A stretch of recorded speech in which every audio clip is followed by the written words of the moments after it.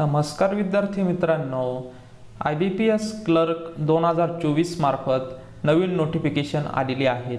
तर त्यामध्ये कोणकोणत्या जागा असणार आहे, तसेच कोणती पोस्ट असणार आहे, तसेच विद्यार्थी मित्रांनो त्यासाठी ॲप्लिकेशन करण्यासाठी तुमच्याकडे एज्युकेशन क्वालिफिकेशन काय लागणार आहे, तसेच एज लिमिट काय असणार आहे, एज रिलॅक्सेशन किती मिळणार आहे, तसेच तुम्हाला फी किती लागणार आहे, त्यानंतर सिलेक्शन प्रोसेस कशी असणार आहे, प्रीसाठी कोणते सब्जेक्ट असणार आहे, मेन्ससाठी कोणते सब्जेक्ट असणार आहे, त्यांना मार्किंग सिस्टीम कशी असणार आहे, त्यानंतर विद्यार्थी मित्रांनो पुढील सेंटर कोणकोणते असणार आहे, महाराष्ट्रामध्ये कोणकोणते सेंटर आहे, या सर्व प्रश्नांची उत्तरं आज आपण या व्हिडिओच्या माध्यमातून बघणार आहोत.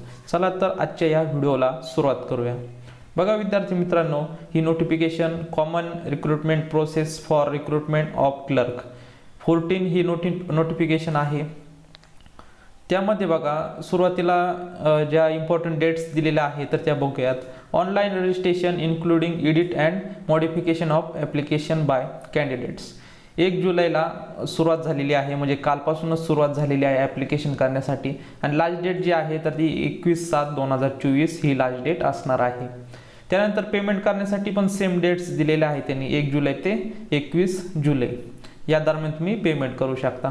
त्यानंतर conduct of pre examination training PET जी प्री एक्झामिनेशन ट्रेनिंग असते तर ती 12/8 ते 17/8 या दरम्यान तुमची PET असणार आहे. त्यानंतर तुमचं जे कॉल लेटर येणार आहे प्री एक्झामिनेशनचं प्रिलिमिनरीचं तर ते आहे ऑगस्टमध्ये तुमची एक्झाम होणार आहे, ऑगस्ट 2024. ह्या 22 डेट्स दिलेल्या आहे, पण ह्याच फायनल डेट्स म्हणून तुम्ही अभ्यासाला सुरुवात करायची आहे. त्यानंतर online examination preliminary August 2024. Call letter तुमचं ऑगस्टमध्ये येणं म्हणजे जेव्हा पेपर असतील आठवडाभर अगोदर तुम्हाला कॉल लेटर अवेलेबल करून देतात ते. तर ऑनलाईन एक्झामिनेशन जे आहे ऑगस्टमध्ये होणार आहे. रिझल्ट ऑनलाईन एक्झामिनेशन प्रिलिमिनरीचा जो आहे तर तो सप्टेंबरमध्ये लागणार आहे. आणि प्रीचा रिझल्ट लागला का लगेच तुमचे मेन्सचे लगेच हॉल तिकीट येतं किंवा एक्झामिनेशन त्याच महिन्यात किंवा त्याच्या पुढच्या महिन्यात लवकरच घेतली जाते. त्यामुळे तुमचं प्रिलिमिनरीचा आणि मेन्सचा दोन्हीचा सब्जेक्ट डोळ्यासमोर ठेवून तुम्हाला चांगला अभ्यास करायचा आहे. तर बघा, download of call letter for online examination मेन्सचे जे कॉल लेटर जे येणार आहे सप्टेंबर-ऑक्टोबरमध्ये येणार आहे 2024मध्ये. ऑनलाईन एक्झामिनेशन मेन्सची जी आहे तर ती ऑक्टोबर 2024मध्ये होणार आहे. आणि प्रोव्हिजनल अलॉटमेंट जे आहे तर ते एप्रिल 2025मध्ये होणार आहे. तर हे 22 डेट्स होतात इम्पॉर्टंट डेट्स, तर त्या आपण बघितलेलं आहे. त्यानंतर आता पुढे आपण बघणार आहोत पार्टिसिपेटिंग बँक्स, म्हणजे कोणकोणत्या बँकेने या ही जी रिक्रुटमेंट आहे तर त्याच्यात पार्टिसिपेट केलेलं आहे, म्हणजेच भाग घेतलेला आहे. यामध्ये बघा बँक ऑफ बडोदाच्या व्हॅकन्सी आहे, कॅनराच्या पण व्हॅकन्सी, तसेच इंडिया ओव्हरसीज बँक, त्यानंतर UCO बँक आहे, बँक ऑफ इंडिया आहे, Central Bank of India, Punjab National Bank, तसेच Union Bank of India, Bank of Maharashtra, Indian Bank, Punjab and Sind Bank या बँकांनी पार्टिसिपेटिंग केलेलं आहे. त्यानंतर आता बघूयात नॅशनॅलिटी अँड सिटिझनशिप. यामध्ये बघा जे विद्यार्थी इंडियामधले आहेत, त्यानंतर नेपाळमधील आहेत, भूटानमधील आहेत तर ते ॲप्लिकेशन करू शकतात. त्यानंतर बाकीचे पण जे विद्यार्थी आहेत श्रीलंका, ते जे Indian original who have migrate झालेले आहेत तर ते विद्यार्थीसुद्धा ॲप्लिकेशन करू शकतात. त्याविषयी माहिती दिलेली आहे. त्यानंतर एज विषय दिलेला आहे. एज 21/7/2024 रोजी तुमचं मिनिमम 20 इयर आणि मॅक्सिमम 28 इयर्स असलं पाहिजे, या दरम्यान तुमचं एज असलं पाहिजे. त्यानंतर बघा ज्या विद्यार्थ्यांचं एज जास्त आहे तर त्यांना कास्टनुसार एज रिलॅक्सेशन मिळणार आहे, relaxation of upper age limit. आता जे SC कॅटेगरी किंवा तसेच ST कॅटेगरीमध्ये स्टुडंट आहे त्यांना 5 इयर्स एज रिलॅक्सेशन मिळणार आहे. OBC प्लस नॉन क्रिमिनल जे विद्यार्थी आहेत त्यांना 3 इयर्सचं एज रिलॅक्सेशन. आणि जे हँडिकॅप स्टुडंट आहे, पर्सन विथ बेंचमार्क डिसेबिलिटी, त्यांना 10 इयर्सचं एज रिलॅक्सेशन मिळणार आहे. तसेच एक सर्व्हिसमॅनसाठी बघा इथे दिलेलं आहे वयाच्या 50 इयरपर्यंत ते ॲप्लिकेशन करू शकता. त्यानंतर बघा ज्या महिला विंडोज तसे डायव्हर्स वुमन आहे, त्यानंतर women illegally separated from their husbands who have not remarried त्यांसाठी बघा 35 इयर जे आहे तर ते जनरल EWS कॅटेगरीसाठी आहे, 38 जे आहे इयर तर ते OBC कॅटेगरीसाठी आणि SC ST कॅटेगरीसाठी जे आहे तर ते 40 इयर एज म्हणजे त्या एजपर्यंत तुम्ही ॲप्लिकेशन करू शकता. त्यानंतर पर्सन अफेक्टेड बाय 1984 रॉट्स त्यांसाठी 5 इयर्स एज रिलॅक्सेशन मिळणार आहे. आता हे आपण एज विषय माहिती बघितलेली आहे आणि एज रिलॅक्सेशन विषय माहिती बघितलेली आहे. त्यानंतर आता पुढे बघणार आहोत. त्यानंतर बघा आता एज्युकेशन क्वालिफिकेशन बघूयात. एज्युकेशन क्वालिफिकेशन त्यांनी सांगितलेलं आहे a degree graduation in a discipline from university recognised by government of India or any equivalent qualification recognised by such of central government. Central government किंवा गव्हर्नमेंट ऑफ इंडियाची तुमच्याकडे एक degree असणे गरजेचे आहे. त्यानंतर the candidate must process marksheet degree certificate that she is a graduate on the day she registered as the indicate percentage of marks obtained by a graduation while registering online. त्यानंतर तुम्हाला degree पाहिजे आणि तुमच्याकडे computer लिटरसीचं बघा operating working knowledge of computer system is mandatory. तुम्हाला कम्प्युटरचं knowledge असणे महत्त्वाचं आहे. त्यानंतर बघा कॅन्डिडेट शुड हॅव सर्टिफिकेट. तुमच्याकडे MICITचा असेल किंवा कम्प्युटरचं एक 3 महिन्याचा किंवा 6 महिन्याचे जे कोर्सेस असतात त्यापैकी एखादं जरी सर्टिफिकेट असलं तरी ते विद्यार्थी ॲप्लिकेशन करू शकतात. तसेच अजून काय सांगितलेलं आहे बघा किंवा तुमची जर डिग्री झालेली असेल BSc कम्प्युटर ऑफ सायन्स ती सुद्धा चालून जाणार आहे. त्यानंतर बघा जे विद्यार्थ्यांना आता सर्टिफिकेट नसेल आणि जर तुम्हाला 10वी किंवा 12वीला ICT किंवा 12वीला जो IT चा जो सब्जेक्ट असेल तर ते विद्यार्थी सुद्धा कम्प्युटर लिटरसी यामध्ये तुम्ही ते सर्टिफिकेट म्हणजेच मार्कशीट ते अपलोड करू शकता. त्यानंतर बघा पुढे काय सांगितलेलं आहे. पुढे बघा ॲप्लिकेशन फी त्यांनी सांगितलेलं आहे. ॲप्लिकेशन फी किती लागणार आहे तुम्हाला. जर तुम्ही SC ST तसेच PWD तसेच ESM ESM जर तुम्ही कॅन्डिडेट असाल तर तुम्हाला 175 रुपये फी लागणार आहे. त्यानंतर जर तुम्ही वरील कॅटेगरी सोडून बाकीचे जे आता उरलेले आहे OBC कॅटेगरीतील स्टुडंट, OBC नॉन क्रिमिनल तसेच ओपन कॅटेगरीतील स्टुडंट त्यांना 850 रुपये फी लागणार आहे. त्यानंतर बघा आता हे पुढं स्ट्रक्चर ऑफ एक्झामिनेशन दिलेलं आहे. प्रिलिमिनरीचं एक्झामिनेशन स्ट्रक्चर कसं असणार आहे. ऑब्जेक्टिव्ह टाईप तुमची एक्झाम असणार आहे. त्यामध्ये बघा इंग्लिश लँग्वेज हे 3 सब्जेक्ट आहे. इंग्लिश लँग्वेज त्यानंतर न्यूमेरिकल ॲबिलिटी आणि रिझनिंग ॲबिलिटी. यासाठी बघा जे ज्या भाषेमध्ये तुम्हाला पेपर असणार आहे इंग्लिशमध्येच असणार आहे आणि बाकीचे हिंदी इंग्लिशमध्ये अवेलेबल असणार आहे. आणि जे तुमच्या स्टेटनुसार ज्या भाषा आहेत तर त्यामध्ये तुम्हाला अवेलेबल असणार आहे. ते तुम्ही फॉर्म फिल करत असताना तुम्हाला तिथली भाषा सिलेक्ट करायची आहे. तर बघा क्वेश्चन जे असणार आहे 30 इंग्लिशसाठी, 35 न्यूमेरिकल आणि 35 जे आहे बाकीचे तर ते रिझनिंग ॲबिलिटीसाठी. असे टोटल 100 क्वेश्चन असणार आहे 100 मार्क्ससाठी. यासाठी बघा सेपरेट टाईम असणार आहे ईच सेक्शनला. इंग्लिशसाठी 20 मिनिट तो इंग्लिश सेक्शनचा 20 मिनिटात सॉल्व झाला की 20 मिनिटात क्लोज होणार आहे. त्यानंतर पुढचा आहे ना न्यूमेरिकल ॲबिलिटी 20 मिनिटासाठी तो झाला 20 मिनिटं झाले का क्लोज होणार आहे तो सेक्शन. त्यानंतर तिसरा असणार आहे 20 मिनिट आणि त्यानंतर फायनल सबमिशन तुमचं 1 तासामध्ये होणार आहे. त्यानंतर आता प्रिलिमिनरीचं बघितलेलं आहे विद्यार्थी मित्रांनो. त्यानंतर प्रिलिमिनरीमध्ये जे विद्यार्थी पास होणार आहे त्यानंतर तुमची मेन्स एक्झामिनेशन असणार आहे. त्याच्यामध्ये बघा जनरल फायनान्स अवेअरनेस हा एक सब्जेक्ट असणार आहे. त्यानंतर जनरल इंग्लिश, त्यानंतर रिझनिंग ॲबिलिटी अँड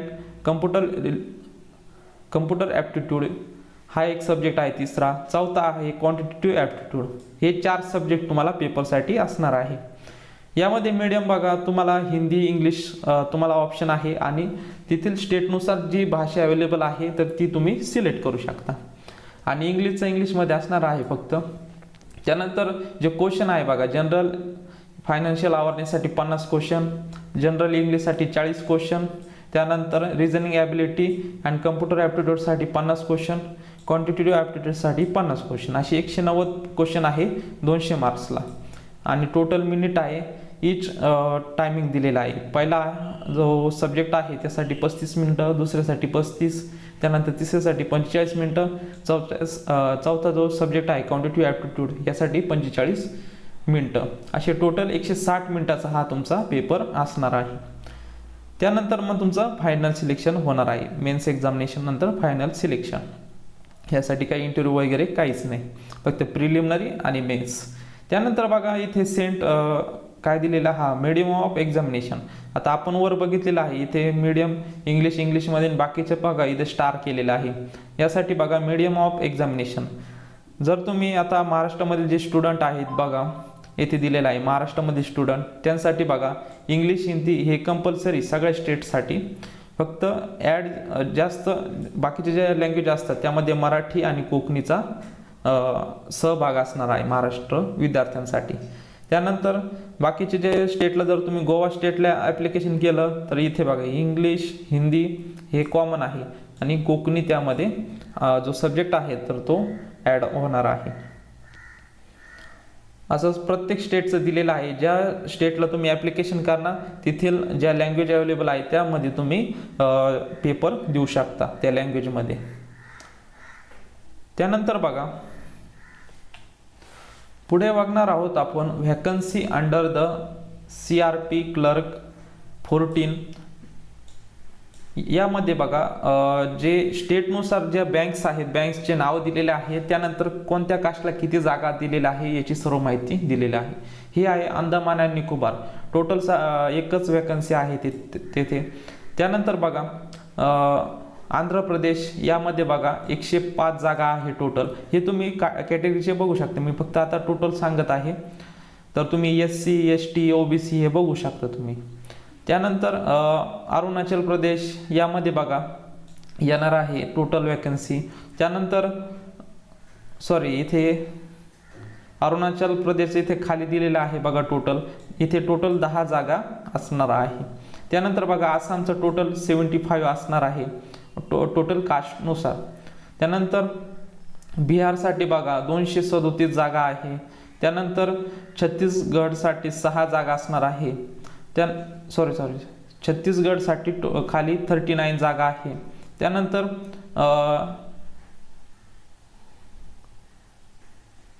हे वरचं आहे जे चंदीगडसाठी आहे आणि खाली छत्तीसगडसाठी बघा 119 जागा आहे. त्यानंतर Dadra and Nagar Haveli and Daman and Diu यासाठी बघा टोटल 5 जागा असणार आहे. त्यानंतर दिल्लीसाठी 268 जागा असणार आहे. त्यानंतर बघा गोवासाठी 35 जागा असणार आहे. त्यानंतर गुजरातसाठी टोटल बघा 236 जागा असणार आहे. त्यानंतर हरियाणासाठी 190 जागा आहे. त्यानंतर हिमाचल प्रदेश यासाठी 67. जम्मू अँड काश्मीरसाठी बघा 20 जागा आहे. त्यानंतर झारखंडसाठी 70 जागा असणार आहे. त्यानंतर कर्नाटकासाठी 457 जागा आहे. त्यानंतर केरलासाठी बघा 106 जागा आहे. त्यानंतर लडाखसाठी बघा टोटल 3 जागा आहे. त्यानंतर लक्षद्वीपसाठी 0 जागा आहे. त्यानंतर बघा मध्य प्रदेश यासाठी बघा 354 जागा आहे. त्यानंतर महाराष्ट्रासाठी 590 जागा असणार आहे टोटल. हे बघू शकता तुम्ही कास्टनुसार कोणत्या कास्टला किती जागा, अशी टोटल 590 आहे. मणिपूरसाठी बघा इथे खाली असेल 6 जागा असणार आहे. त्यानंतर बघा मेघालयासाठी 3 जागा आहे. त्यानंतर मिझोरामसाठी सुद्धा 3 जागा असणार आहे. त्यानंतर नागालँडसाठी बघा 0 जागा आहे. त्यानंतर ओडिसासाठी बघा 107 जागा असणार आहे. त्यानंतर पॉंडिचेरीसाठी बघा 8 जागा आहे. त्यानंतर पंजाबसाठी 104 जागा असणार आहे. राजस्थानसाठी 205 आहे. सिक्कीमसाठी बघा पुढे 5 जागा असणार आहे. त्यानंतर तामिळनाडूसाठी बघा 665 जागा आहे. त्यानंतर तेलंगणासाठी 104 जागा आहे. त्यानंतर त्रिपुरासाठी बघा येणार जागा आहेत टोटल. त्यानंतर खाली असेल त्रिपुरासाठी 19 जागा आहे. त्यानंतर उत्तर प्रदेशसाठी 1246 जागा आहे. त्यानंतर उत्तराखंडला एकूण 30 जागा. त्यानंतर वेस्ट बंगालसाठी 9 जागा आहे. 9 नाही, खाली 331 आहेत. तर अशा प्रकारे आपण संपूर्ण जागा किती आहेत ते आपण बघितलेलं आहे. जे जे येणार आहे म्हणजे नॉट रिपोर्टेड, अजून रिपोर्टेड केलेलं नाही ते. त्यानंतर may include backlog vacancy for some banks. तर हे आपण कोणत्या स्टेटला किती जागा आहे तर त्याविषयी माहिती बघितलेली आहे. त्यानंतर बघा इथे तुम्ही जे स्टेटनुसार जे प्रिलिमिनरी सेंटर आहे तर ते बघू शकता. आणि तुम्ही फॉर्म भरताना सुद्धा तिथे ऑप्शन येतो प्रिलिमचा फॉर्म भरताना, तसे मेन्सचा एक्झामिनेशनचा फॉर्म भरताना तिथे सेंटर्स येतात, त्यामध्ये तुम्ही चेक करू शकता. तर बघा आता महाराष्ट्रामध्ये कोणकोणते सेंटर आहे बघा. अमरावती आहे प्रिलिमिनरीसाठी, छत्तीसगड, संभाजीनगर, औरंगाबाद, त्यानंतर चंद्रपूर, जळगाव, कोल्हापूर, त्यानंतर लातूर आहे, मुंबई, ठाणे, नवी मुंबई, नागपूर आहे, नांदेड आहे, त्यानंतर नाशिक, पुणे, सोलापूर हे प्रिलिमिनरीच आहे. त्यानंतर छत्रपती संभाजी नगर, औरंगाबाद, मुंबई, ठाणे, नवी मुंबई, त्यानंतर नागपूर आहे, पुणे आहे, हे जे आहे सेंटर तर ते मेन्ससाठी असणार आहे. तर तुम्ही प्रत्येक स्टेटचे बघू शकता कोणकोणते सेंटर असणार आहे. तर बघा विद्यार्थी मित्रांनो, अशा प्रकारे आज आपण IBPS मार्फत जी common recruitment process for recruitment of clerk CRP clerk 14 ही जी नोटिफिकेशन होती क्लर्क या पोस्टसाठी, तर याची डिटेल्स सर्व माहिती आपण बघितलेली आहे. जर तुम्हाला काही डाऊट्स असतील तर तुम्ही मला कमेंट सेक्शनमध्ये विचारू शकता. तसेच विद्यार्थी मित्रांनो, ॲप्लिकेशनसाठी जी लिंक लागणार आहे तर ती व्हिडिओच्या डिस्क्रिप्शन बॉक्समध्ये तुम्हाला भेटून जाणार आहे. तर विद्यार्थी मित्रांनो, आपल्या चॅनल जर तुम्ही नवीन असाल तर चॅनल सबस्क्राईब करून ठेवा, म्हणजेच नवनवीन व्हिडिओ तसेच नवनवीन अपडेट्स तुम्हाला भेटत जातील. भेटूयात नवीन अशा काही व्हिडिओमध्ये. तोपर्यंत धन्यवाद.